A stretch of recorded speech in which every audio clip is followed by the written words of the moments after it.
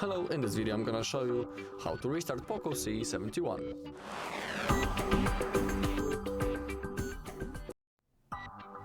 Alright, so let's begin. So there are two methods how you can restart this phone, and I'm gonna show you both of them. So the first one is recommended when we have access to the phone works normally, is simply by the power menu. To do it we need to tap the power button and the volume up button at the same time. Just like that, and now simply tap on restart, then your screen will be turned off and the phone also, and within a few seconds it will be automatically turned on again and ready to use.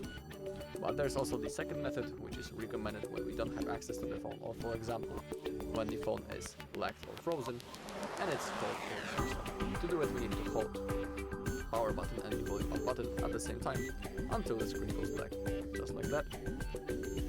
Now we need to keep on holding.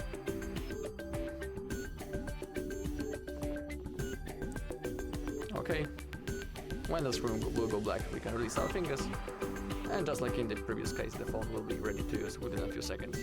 It will be automatically turned on. Alright, so that's all in this video. Thank you all for watching. If you found this video helpful, please leave a like, comment and subscribe.